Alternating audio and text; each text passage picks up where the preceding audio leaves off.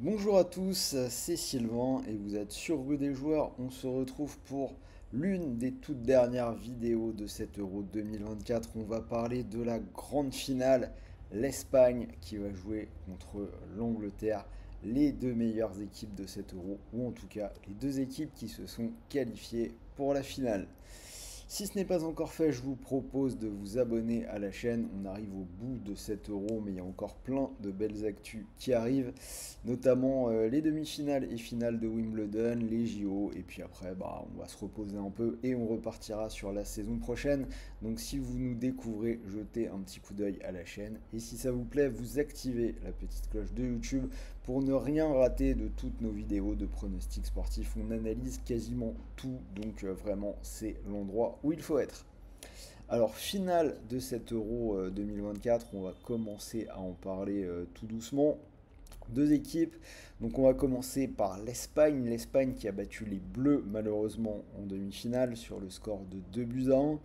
Une équipe qui va tenter de retrouver la gloire de la génération précédente qui avait fait le back-to-back en remportant l'Euro en 2008 et en 2012. J'imagine que les anciens s'en rappellent, avec en plus de ça une victoire en Coupe du Monde au milieu des deux.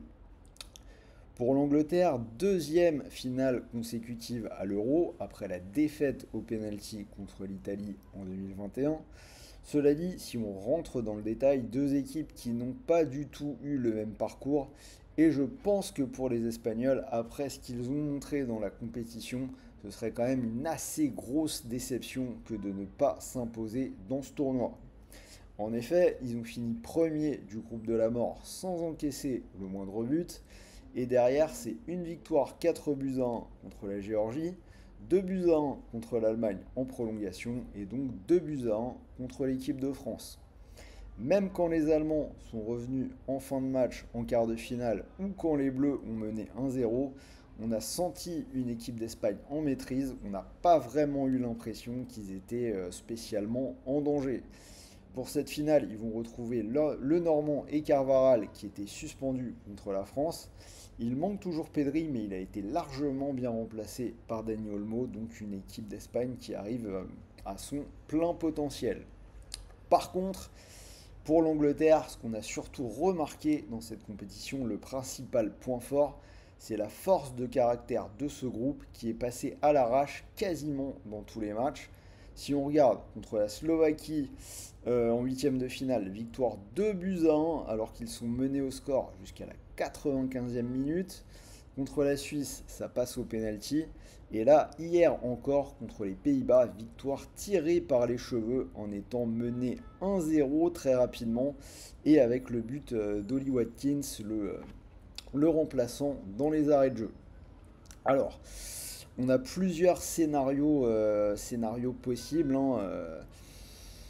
La logique, ce serait quand même d'aller vers l'Espagne. Moi, j'imagine, c'est le scénario que je vais choisir d'ailleurs, un match un peu dans la veine de la demi-finale contre la France, où ça va quand même un petit peu jouer, mais ça va aller au rythme de l'Espagne.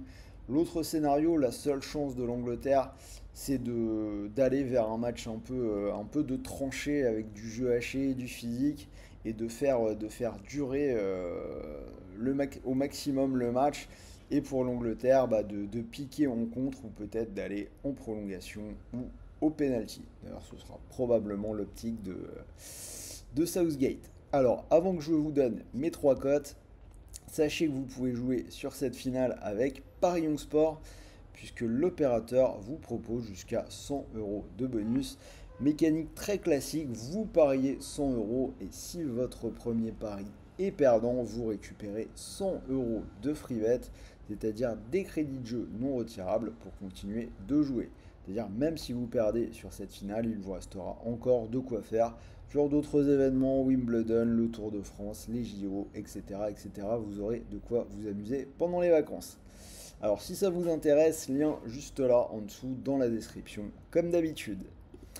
Donc mes pronos, les cotes, je vous l'ai dit, j'irai plutôt quand même en faveur de l'Espagne. Donc j'ai l'Espagne gagne l'euro 1,65, donc c'est-à-dire en comprenant les prolongations et éventuellement les tirs au but. La victoire de l'Espagne cotée à 2,45, on prend un peu plus de risques.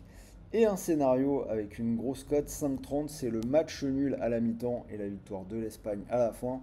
Comme je vous l'ai dit, je vois bien les Anglais essayer de mettre cette finale dans une guerre de tranchées, essayer de tenir le plus longtemps possible. Je ne serais pas étonné qu'ils tiennent au moins jusqu'à la mi-temps et que l'Espagne fasse la différence dans la seconde partie du match.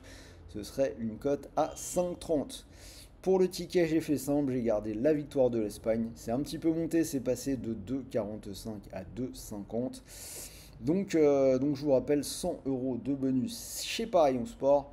Donc si vous mettez vos 100 euros sur cette cote à 2,50, si ça venait à passer, vous pourriez remporter 250 euros.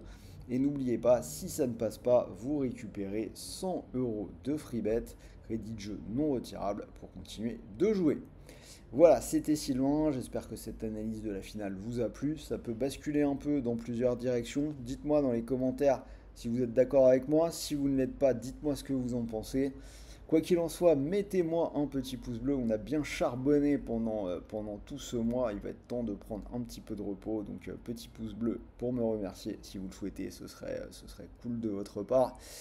En attendant, moi je vais vous souhaiter de bons matchs, de bons paris, de bons gains sur cette finale. Abonnez-vous. Et n'oubliez pas, les jeux d'argent sont interdits aux moins de 18 ans. Et pour tous les autres, gardez le contrôle, ne tombez pas dans l'addiction et veillez à ce que les paris sportifs restent un jeu, une pratique récréative.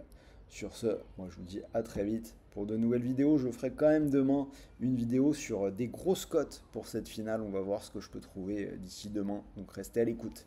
Salut à tous les amis.